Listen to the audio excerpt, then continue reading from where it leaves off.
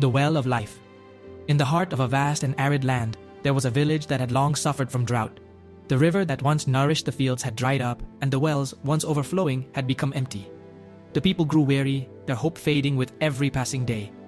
Among them lived a young man named Daniel. Unlike the others, he refused to accept that their fate was sealed. He had heard the elders speak of an ancient well, hidden deep in the hills, a source that never ran dry. But many dismissed it as a legend, a tale passed down through generations to give false hope. One evening, as Daniel sat by the cracked earth of the village square, he whispered a prayer. "Show me the true source of life." And in that stillness, he felt a stirring in his heart, an undeniable call to seek the well. At dawn, he set out on his journey, carrying only a small flask and a steadfast faith. The path was treacherous, leading him through scorching deserts, over steep cliffs, and into dark valleys.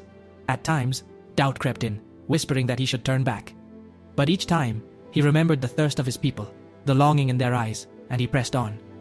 After days of relentless searching, he arrived at a place unlike any he had seen before. Amid the barren wilderness, a stream of crystal-clear water flowed from a hidden rock.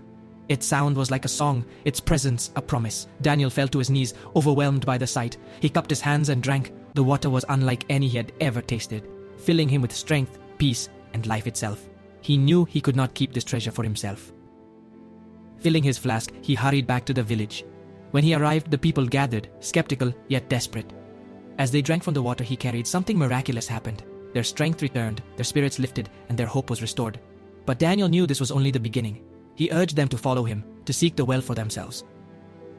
Some hesitated, afraid of the journey, but those who trusted his words found their way to the source, never to thirst again. As time passed, the village flourished, not because of the water alone, but because they had learned to seek the true source of life, not in temporary things, but in the eternal well that never runs dry. And Daniel, now an elder, would always remind them, "Do not live by the empty wells of this world. Seek the true source, and you will never lack again."